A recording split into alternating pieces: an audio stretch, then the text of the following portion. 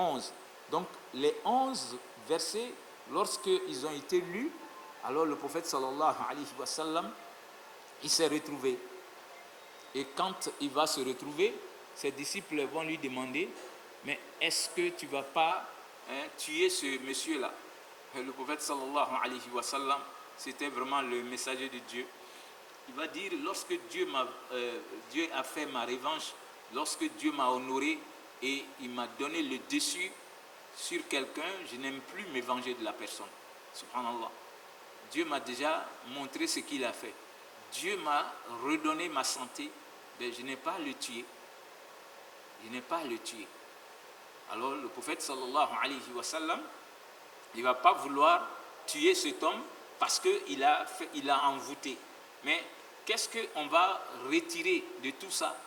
C'est-à-dire cet événement, on tire des leçons de cet événement. La première leçon, ça veut dire qu'il faut faire attention à ses effets personnels.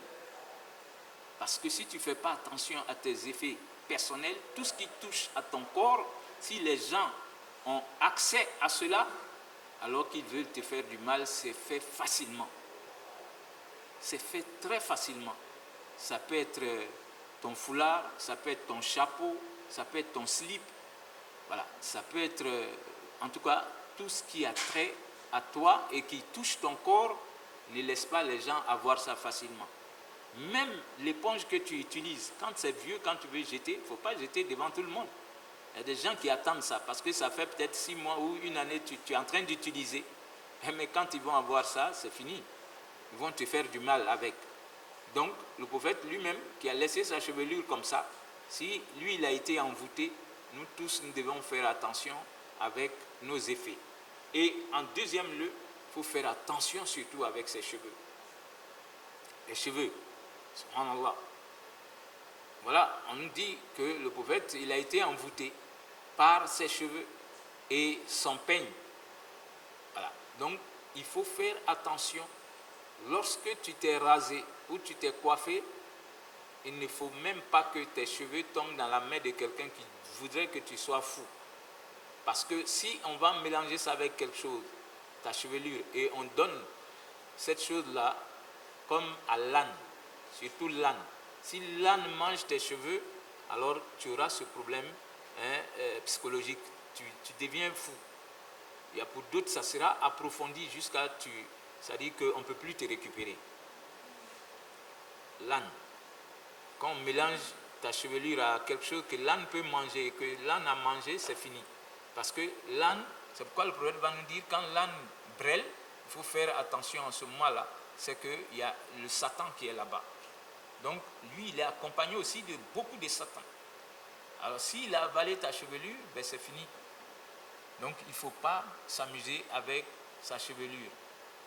C'est très, très, très important. Même la femme, lorsque tu es en état de menstru et que tu dois changer ta protection, il ne faut pas avoir l'habitude de jeter ça dans les toilettes, si vous voulez, qui sont connues comme toilettes publiques dans nos grandes cours. Il faut éviter cela. Ou bien jeter ça pour qu'on voit ça dans la poubelle. Mais si quelqu'un a récupéré ça et que les sorciers ont mis la main dessus, il peut faire du mal. Donc, c'est des choses qu'il faut faire beaucoup attention avec. Alors, il faut savoir que la sorcellerie peut t'atteindre, mais ça va se faire par la permission de Dieu. Donc, si Dieu a éprouvé le prophète Mohammed sallallahu alayhi wa sallam, il ne faut pas dire « Ah, moi, rien ne peut m'arriver ». Non, non, non. Tout le monde peut être éprouvé par Allah subhanahu wa ta'ala. Si le prophète a été éprouvé, nous tous, on peut être éprouvés. C'est pourquoi tu fais attention, ne te vante pas, ne sois pas arrogant avec les gens, parce que tu ne sais pas qui est qui. Souvent, d'autres veulent même que tu parles beaucoup avant qu'eux, ils ne se manifestent. Et comme il sait beaucoup parler, on va lui montrer que nous aussi, on est là. Ça, c'est l'Africain, ça. Il devient tout de suite jaloux.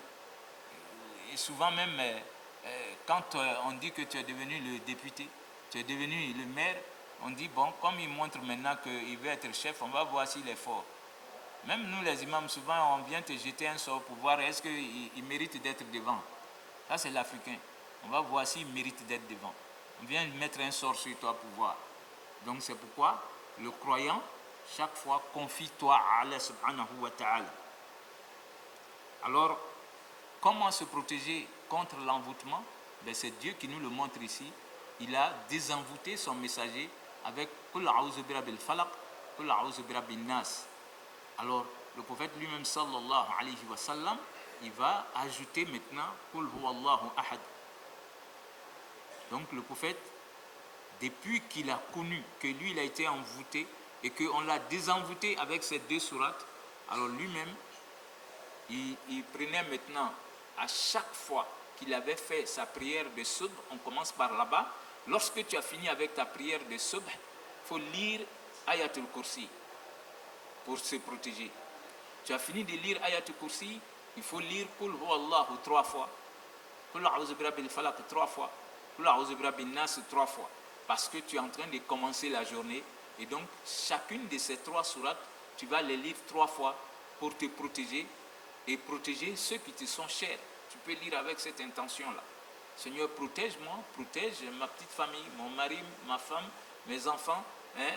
Donc tu protèges tout le monde après ta prière en lisant ces 3 sourates, chacune 3 fois, 3 fois. Et donc le prophète, quand il arrivait aussi à la prière de Zohr, il lisait maintenant chacune d'elles une fois, une fois. Et quand il arrivait à Asr, il lisait chacune d'elles une fois, une fois. Les fait précéder surtout avec Ayatul Kursi. Alors, quand il va arriver à Maghrib, comme on rentre maintenant dans la nuit au cours de laquelle, c'est-à-dire les mauvais esprits se manifestent plus, alors il fait maintenant chacune d'elles 3 fois, 3 fois. Voyez-vous? Donc, au coucher du soleil, on a fini avec Maghrib, chacune de ces sourates-là, il faut les lire 3 fois.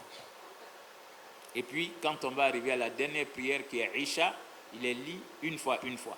Et quand tu fais ce calcul, c'est comme si tu as lu ces sourates-là 9 fois pour te protéger. 9 fois.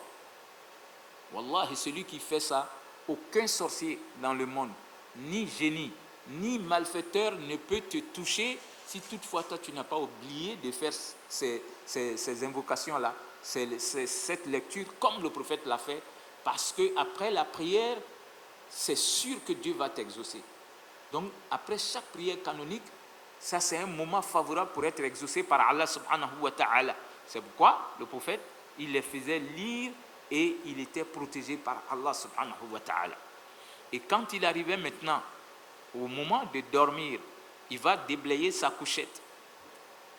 Pourquoi? Parce qu'un génie peut être couché dans ton lit, puisque les génies ne construisent pas de maisons. Et ils vivent avec nous dans nos maisons. C'est bon de le savoir. C'est pourquoi même quand tu es dans ta chambre et que tu es seul, ce n'est pas bon de se laisser nu comme ça. D'autres le font. Et quand tu dois enlever ton caleçon et que tu es seul, tu dois d'abord avoir honte de Dieu lui-même. Tu dois avoir honte des anges qui sont avec toi, qui écrivent tes bienfaits et tes méfaits. Et maintenant, il y a des satans qui sont avec nous. Ils peuvent être musulmans ou pas. Donc, pour être protégé, le prophète dit, quand tu veux te mettre nu, il faut que tu dises Bismillah dans ta chambre. Alors, c'est pourquoi en rentrant dans les toilettes, il faut que tu dises Bismillah à la porte. Parce que dans les toilettes, tu vas te mettre nu. Mais comme on ne peut pas dire Bismillah dans les toilettes, c'est pourquoi le Bismillah à la porte suffit. Ça te protège contre ces satans qui se retrouvent dans les toilettes. Alors, d'autres aiment ça. Quand ils sont dans leur chambre, ils n'ont plus honte. Se mettre nus, carrément. Voilà, ça, c'est pas bon. Parce que s'il y a des génies là-bas dans ta chambre, ils peuvent s'amuser avec ta partie génitale. Et ils peuvent même entrer dans ton corps, si tu as un joli corps, homme comme femme. Voilà, parce qu'il y a des génies femelles aussi qui tombent amoureuses aussi des hommes qui sont bien bâtis. Alors, comme pour les femmes, c'est facilement arrivé, il faut faire attention. Il faut avoir honte d'Allah subhanahu wa ta'ala, des anges qui sont avec toi. Alors, le prophète, lorsqu'il devait se coucher, il mettait ses 2 mains ensemble et il soufflait d'abord là-dedans. Ensuite, il va lire Qul huwallahu 3 fois et il essuie de la tête jusqu'aux pieds. Ensuite, il dépose encore, il souffle là-dedans, il va lire Qul a'udhu bi rabbil falaq 3 fois et souvent il faisait jusqu'à 7 fois et il essuie tout le corps. Il fait autant pour Qul a'udhu bi rabbin nas. Donc, quand il finissait d'essuyer son corps comme ça, il va nous dire que Dieu, il prend soin de ton corps. Parce que quand tu dois dormir, il y a ton Satan qui t'est alloué, lui il est là. Et il y a un esprit, c'est-à-dire un ange qui vient, et lui aussi il attend. Alors, ils viennent voir qu'est-ce que tu vas faire comme acte pour dormir. Si tu as pu lire le Coran, ne serait-ce que dire simplement Bismillah, ou bien lire Ayat al-Kursi avant de t'endormir, alors Satan ne peut plus avoir d'effet sur toi. Il est obligé de quitter et l'ange gardien veille sur toi toute la nuit. Aucun sorcier, aucun génie ne peut venir te toucher si toutefois toi tu as essuyé ton corps de cette manière, comme le prophète sallallahu alayhi wa sallam. Alors c'est pourquoi, c'est-à-dire, si tu ne veux pas qu'un sorcier même entre dans ta maison, tu écris Allah. Et numériquement, Allah, ça fait 66. Quand tu mets ça sur la porte, avec que ce soit la craie ou bien avec vraiment du charbon, quand ce nombre-là est écrit à une fenêtre ou à une porte, le sorcier ne peut pas rester dans cette maison. Il est obligé de quitter. Alors, mais le prophète sallallahu alayhi wa sallam, ce qu'il va faire est meilleur. C'est-à-dire, en lisant ces sourates-là pour s'endormir, c'est comme si tu as lu tout le Coran en entier avant de t'endormir. C'est la récompense qu'on te donne. Et si tu n'as pas pu te réveiller de ce sommeil, tu es parti comme quelqu'un qui est propre. Quelqu'un qui a déjà lu tout le Coran pour lui-même. C'est pourquoi le prophète aimait se coucher en état d'ablution. Parce que si tu as pu te coucher en état d'ablution et que tu as pu faire, réciter ces sourates-là, essuyer ton corps avec, alors Allah subhanahu wa ta'ala, il laisse l'ange prendre soin de toi. Mais si ce n'est pas le cas, l'ange dit, bon, comme il ne veut pas être protégé, lui s'en va et Satan prend possession de ton corps. Et le prophète va dire, il va remplir tes oreilles. C'est pourquoi même si tu es à côté d'une mosquée en ce moment, quand on commence à faire l'appel de la prière de Subh, tu ne vas rien entendre. Parce que Satan, il dort dans tes oreilles et il remplit tes narines aussi. C'est pourquoi au réveil, le prophète, quand il faisait l'ablution, il mettait l'eau dans les narines et il demandait de renifler.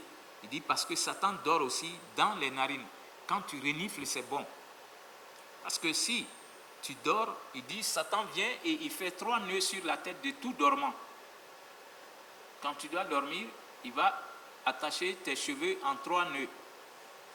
Alors, quand toi, tu n'as pas invoqué Dieu, tu t'es endormi comme ça, tu es à sa merci. Alors, si tu t'es endormi avec le nom de Dieu, avec ces sourates, quand tu vas te réveiller, qu'est-ce que tu vas dire? Alhamdulillah, allazi ahyani ba'da ma amatani wa ilayhi nushur. Louange à Dieu qui vient de me ressusciter après la mort. Parce que le sommeil, c'est comme l'antichambre de la mort. Donc, il dit, louange à Dieu qui vient de me ressusciter après m'avoir donné la mort.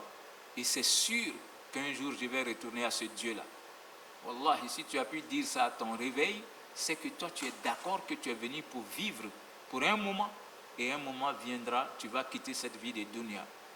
Et le prophète, il a combien de doigts dans ce sens-là?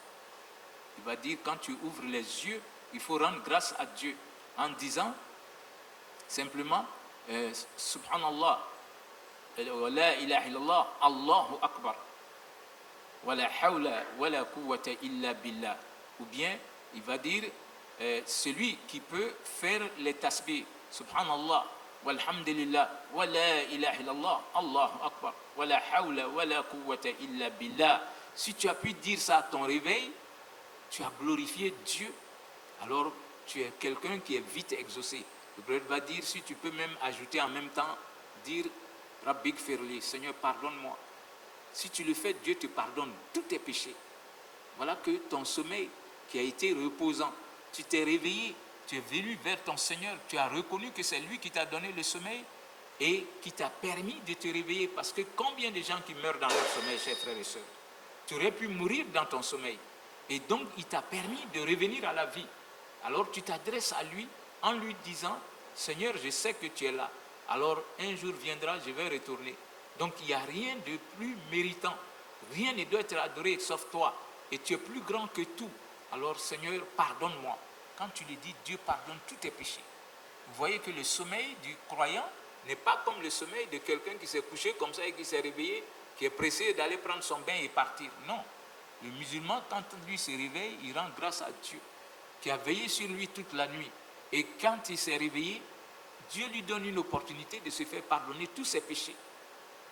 En disant La ilaha illallah, La ilaha illallah, Wallahu akbar, wa la hawla wa la quwwata illa billah, subhanallah, walhamdulillah, wa la ilaha illallah, Allahu akbar, wa la hawla wa la quwwata illa billah, Rabbi gfirli. C'est-à-dire, c'est des choses qu'on dit tous les jours, mais il faut savoir quand est-ce que le prophète les utilisait et à quel moment opportun pour être pardonné. Et il va dire, quand tu vas même te lever, faire des prières, ta prière sera exaucée. Subhanallah. Donc, nous, on ne dort pas comme quelqu'un qui n'est pas croyant.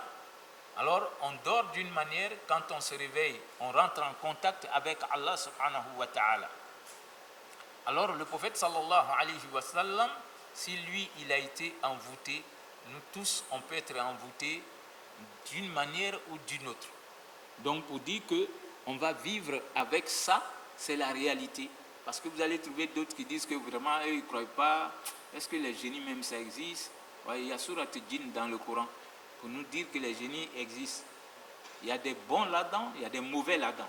Et donc, c'est bon de vivre avec eux et savoir se protéger contre eux.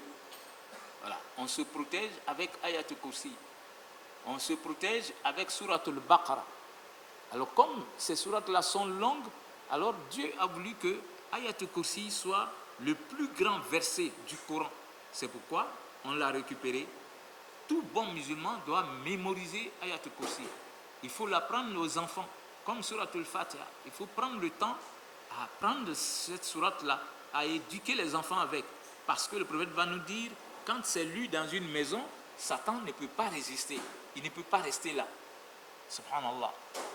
Donc, il faut connaître ça. Il ne faut pas acheter un tableau seulement pour accrocher, comme plein de gens le font aujourd'hui. Mais jusqu'ici, lui n'a pas eu le temps de mémoriser.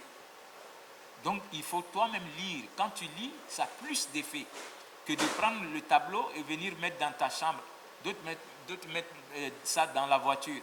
Mais tu lui demandes, est-ce que toi-même tu as mémorisé? Oh, ouais, je suis en train de voir. Ah non, tu es en train de voir quoi? Si je te disais que si tu lis ça, après chaque soube, tu seras riche, ah, ça c'est fini, tout le monde va connaître. L'argent là, à Kakoudou, la Frafinka, Athéna Soro, Athénakli. Voilà. Ayatul Kursi, tout le monde doit faire un effort pour connaître cela. Parce que ça te protège, ça protège ta famille, chers frères et sœurs. Alors, c'est bon de savoir que les sorciers, pour avoir l'accord des génies pour se manifester, alors ils vont s'adonner à certaines choses. C'est bon de connaître ces choses-là. Voilà. Les gens, ils vont faire un pacte avec les génies. Donc, ils vont passer par des différentes sortes de choses pour être de vrais sorciers. Et le musulman ne doit pas avoir peur. Ils vont exister, mais ils ne pourront pas avoir d'effet néfaste sur toi, si toi tu es bon musulman. Donc, comment un sorcier évoque les génies? En premier lieu, pour que lui, ce qu'il veut en mal, là, pour que ça se réalise, il faut qu'il prête serment au génie. Il va prêter serment. Ça se fait comment? Alors, il va entrer dans une maison, et surtout dans l'obscurité, et il va allumer l'encens, il va faire des incantations, et c'est à la suite de ces incantations que le génie va sortir. Et lui, il va prêter serment pour dire, moi je serai ton ami, et je suis prêt à faire tout ce que tu me demandes. Mais en contrepartie aussi, chaque fois que je vais t'envoyer pour aller rendre quelqu'un fou, ou pour aller l'amener, malgré ses diplômes, à ne pas avoir de travail, ainsi de suite. Donc les sorciers, Dieu leur a permis d'avoir l'effet néfaste dans la vie des gens.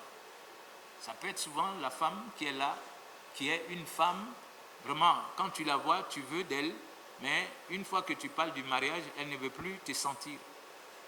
Ça arrive, subhanallah. Alors, ça peut provenir du fait qu'il y a un génie qui est avec elle.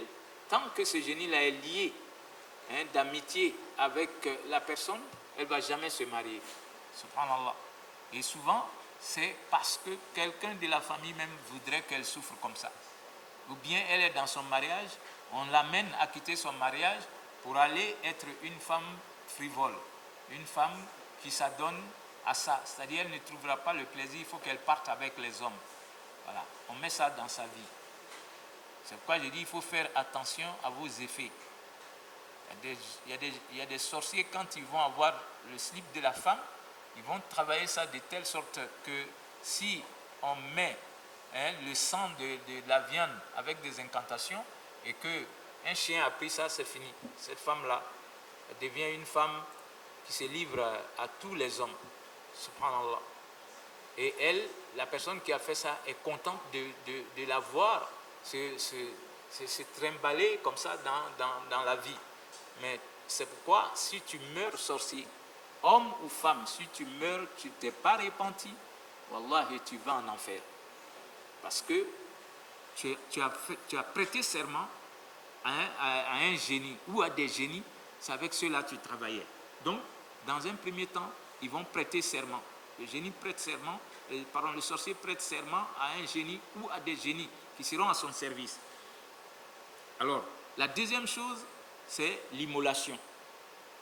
Ceux qui sont sorciers, chaque fois qu'ils seront avec des génies, il faut qu'ils immolent aussi pour leur génie. C'est pourquoi vous allez voir les féticheurs, ils sont tout le temps en train de dire qu'il faut qu'ils vont immoler soit un mouton ou un bœuf ou un cabri. En tout cas, cette immolation-là, c'est fait au nom de ce génie-là. C'est pourquoi on ne mange pas en tant que musulman ce qui a été immolé au nom de quelque chose d'autre qui n'est pas Dieu.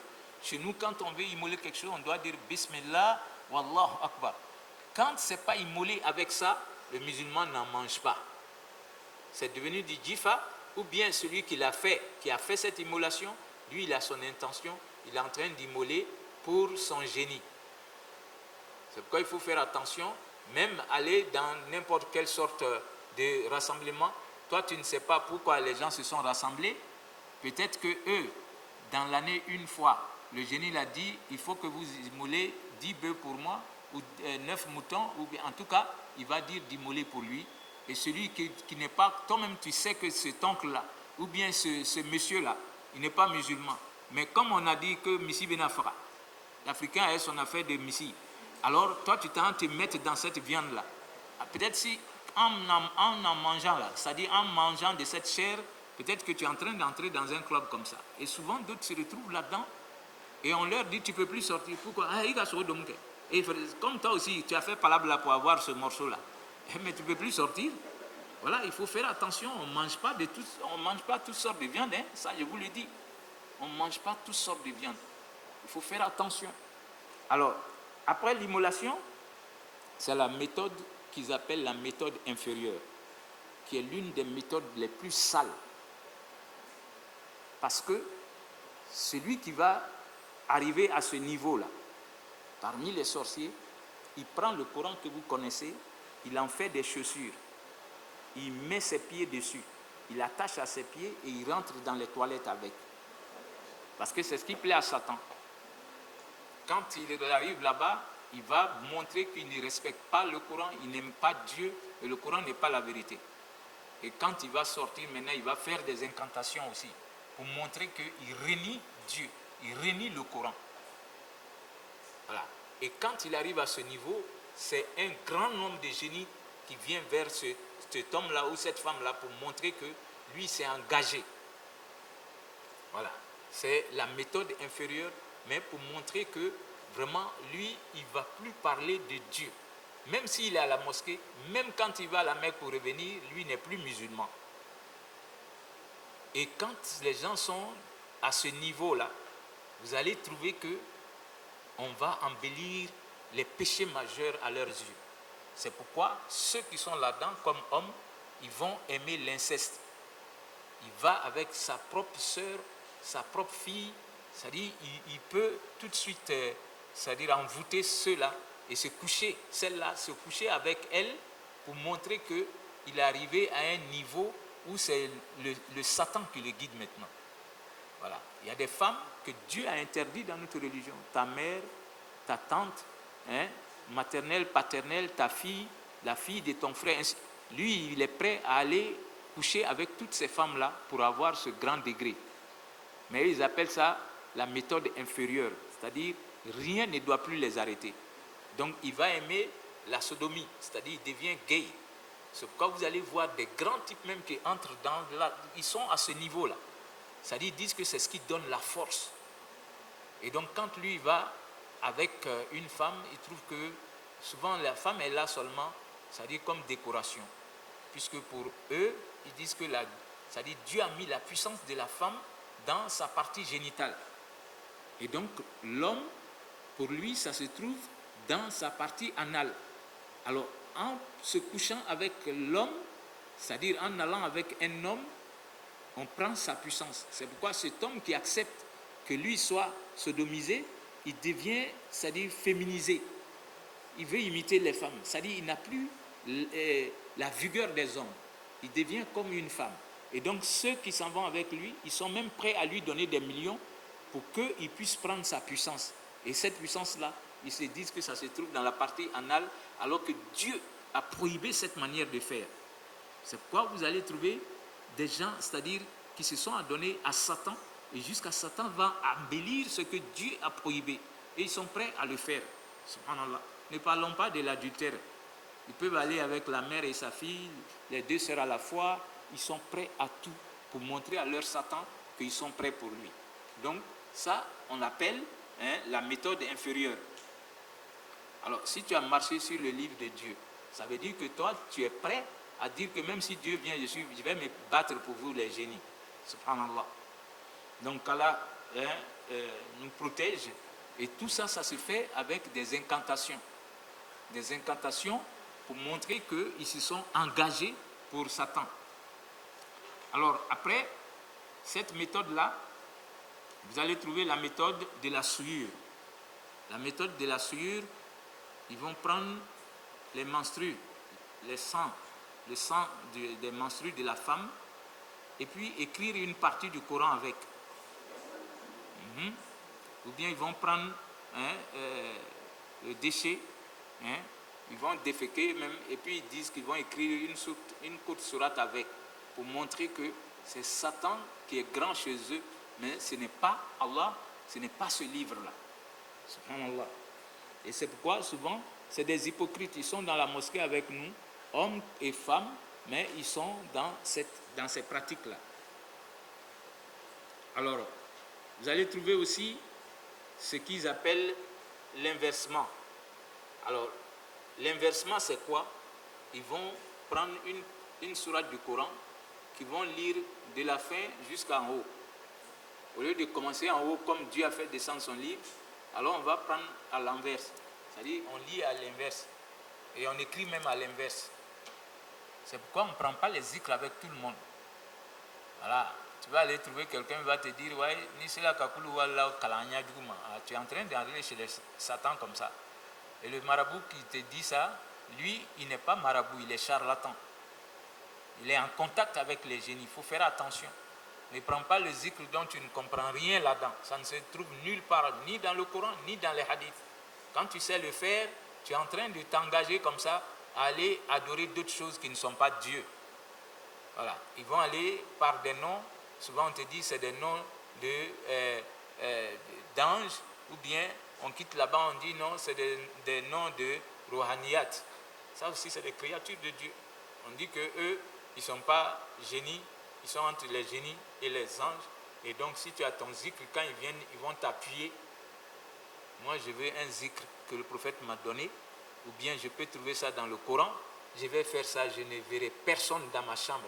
Parce que si tu commences les zikrs avec les noms qui sont longs, tu ne connais pas, un génie, peut-être c'est ce que tu es en train d'appeler comme ça, Ya Krakaël, Ya Krakaël, Ya Krakaël. Tu es sur Krakaël là-bas et puis, whoop, un coup il sort là-bas. Si tu ne supportes pas sa présence, tu deviens fou. Ou bien tu supportes là. Tu dis, ah, toi, comment tu es entré? Il dit, mais tu m'as appelé? Tu ne t'es pas appelé? ça fait combien de jours tu es en train de dire ce nom-là? Tu ne sais pas que c'est mon nom? Non, mais c'est ce que mon père ou bien mon grand-père m'a donné.